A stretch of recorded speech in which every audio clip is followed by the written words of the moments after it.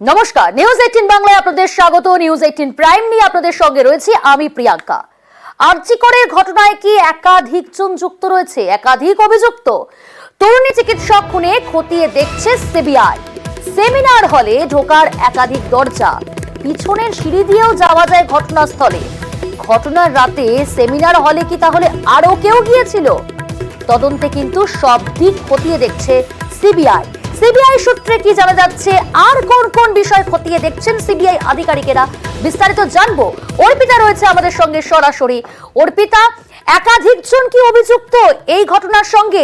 এই সমস্ত প্রশ্নের উত্তর যেমন খুঁজতে চাইছে, আর কোন কোন বিষয় খতিয়ে দেখছে তদন্তকারী আধিকারিকেরা?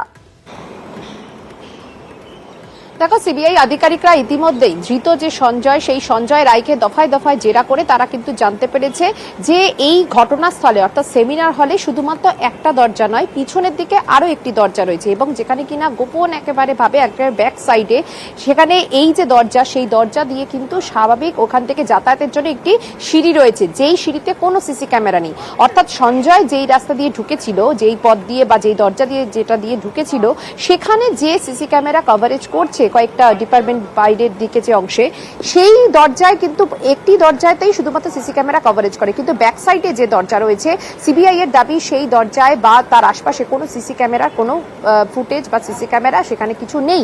যার ফলে কিন্তু এই পিছনের যে দরজা, ঘটনার সময় বা ঘটনাস্থলে সেই সময় এই দরজা কি অবস্থায় ছিল এবং সেই সময় কি কেউ কি খুলে দিয়েছিল দরজা, পেছন থেকে কেউ কি উঠেছিল কিনা, সেই সমস্ত উত্তর খুঁজছে সিবিআই এর গোয়েন্দারা। তবে এটা উল্লেখযোগ্য যে কলকাতা পুলিশ যখন তদন্ত করে তখন কিন্তু পরিষ্কার করে তারা বলেছিল যে সিসি ক্যামেরার ফুটেজ অনুসারে যেখানে দেখা যাচ্ছে যে সঞ্জয় একাই সেখানে ঢুকছে একটি দরজা দিয়ে, কিন্তু পিছনে যে দরজাটি রয়েছে সে কথা কিন্তু কোনোভাবেই তদন্তে আমরা তদন্তে উঠে এসেছে এরকমটা দেখিনি। কিন্তু সিবিআই যে জেরা করেছে সঞ্জয়কে, এবং শুধু তাই নয়, ধৃত সঞ্জয়কে জেরা করে এটা একটা চাঞ্চল্যকর দাবি যে সেখানে পিছনের দিকে একটা ব্যাক সাইডে একটা দরজা রয়েছে যেটা ওয়েল কানেক্টেড, সেখানে সিঁড়ি রয়েছে, সিঁড়ি দিয়ে অনায়াসে যাতায়াত করা যায়।